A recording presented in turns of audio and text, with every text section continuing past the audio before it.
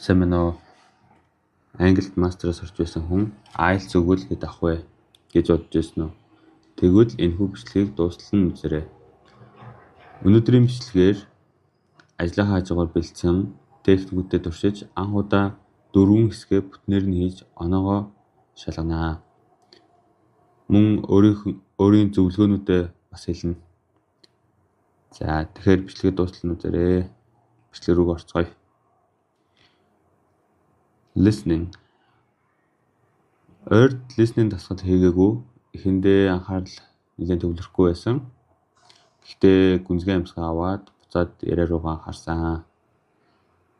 Эхний зөвлөгөө бол энэ хэсэг дээр текстээ уншиж агаад keyword-үүдээ сайн сонсоорой гэж зүйлээ.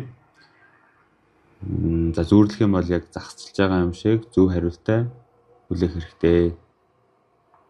Хоёрт нь текстээсээ зөв хариултаа noun, verb, adjective, adverb гэх мэт ямар үгсийн аймгийн үг болохыг тооцоолж тэр төрлийн үгнүүдэд илүү анхаар сонсно.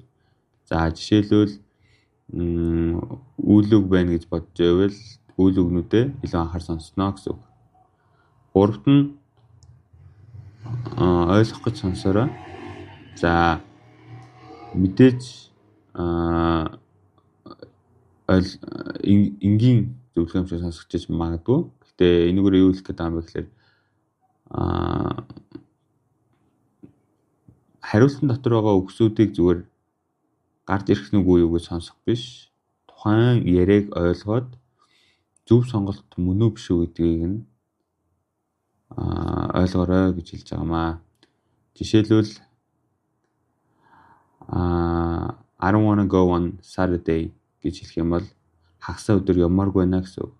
Гэхдээ хариултан дотор хагасаа өдөр явна гэд байх юм бол Saturday гэдэг үгийг сонсоод шууд тэрийг сонгож болохгүй гэсэн үг.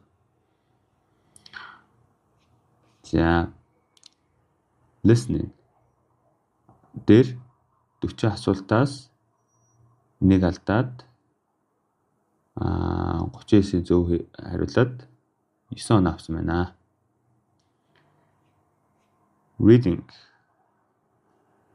Reading бас хийгээгүй утсан байсан тул эхэндээ буруу аргаар эхлээд нэлээд цаг алдсан.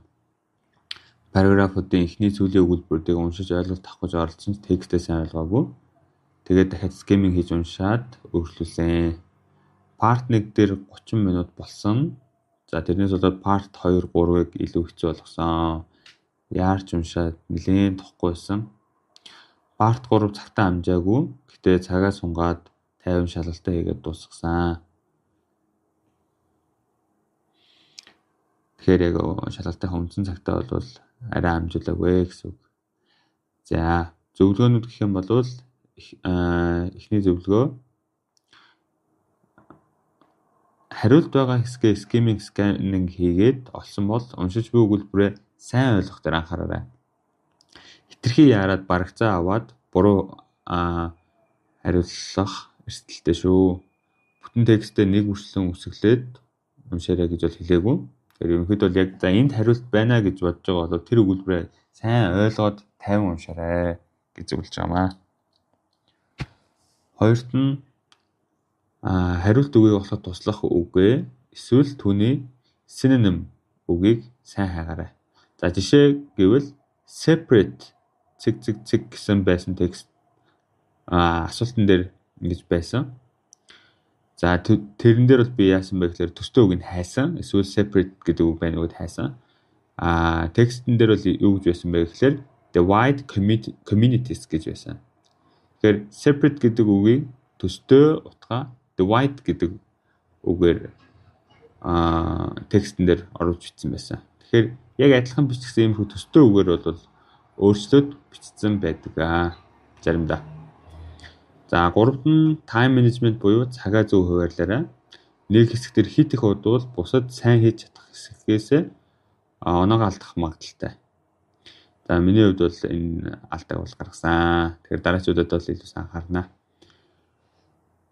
Reading 40 асуултаас 2 алдаад 38-ыг зөв хийсэн. 8.5 оноо. Writing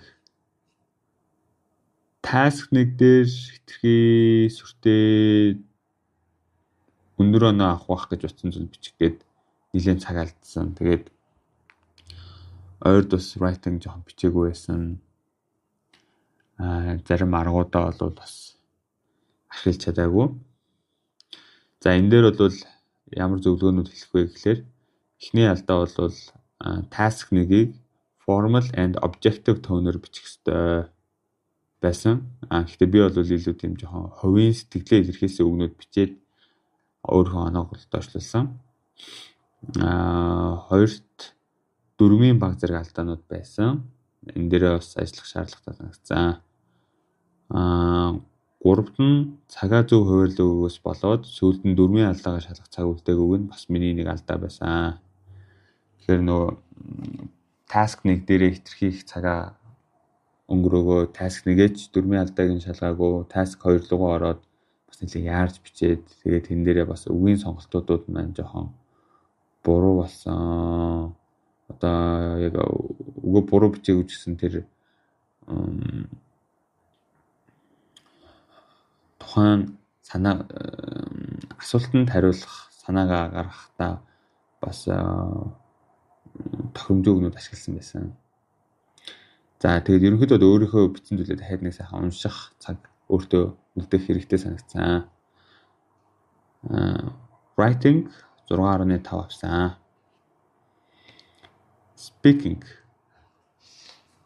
За би бол энэ шалгалтыг хийхдээ jumpinto.com гэдэг сайт ашигласан. Гэхдээ яриаг маань жоохон буруу алдаатай бичээд текст тэр алдаатай текст дээрээ оноог маань дүгнсэн. За тийм болохоор би бас өөрийнхөө рекордлсон бичлэгээ Gemini руу оруулаад оноогоо шалгуулсан. Тэгээд нөгөө Jumpinto маань ярьж байхад бол угаасаа миний яриаг шууд текст болгоод ингээд бичээд явж байсан. Тэгээд харж захад бол зарим үгнүүдийг бол жоохон буруу бичээд аваад байсан. За энэ хэсэг дээр өгөх зөвлөгөөнүүд гэвэл хамгийн эхлээд тайван байх. За хоолоогоо бичиж ингээд жоохон сандраад тэрхий бие бариад байсан миний хувьд.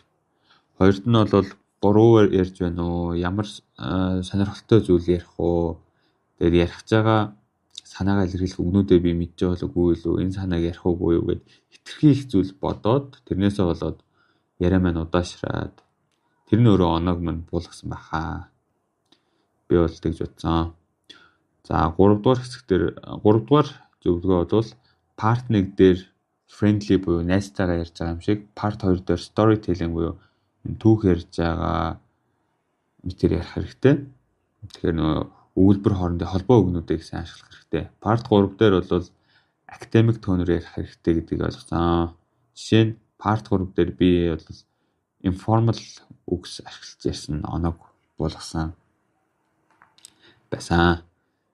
За тэгээд Jumpinto-гээр speaking-ийн оноо 6 оноо Gemini-аар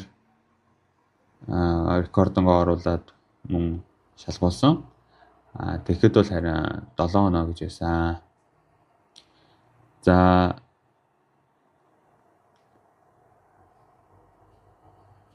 нийт оноонуудаа дүгнэе. Overall band score. За хэрвээ Jumpinto-гийн speaking оноог ашиглах юм бол нийт дундаж оноо маань 7.5 оноо авсан байна. Gemini speaking оноогоо ашиглах юм бол 8 оноо авсан байна. За мэдээж цаашдаа бол илүү writing, speaking дээрээ илүү анхаарч ажиллана.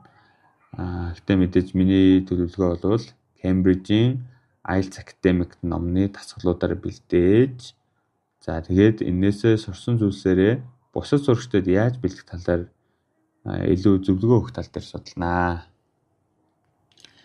За дараагийн IELTS-ийн бичлэгээрээ Аз шалгалтаа өгөөд оноогоо гаргахаар хийнэ.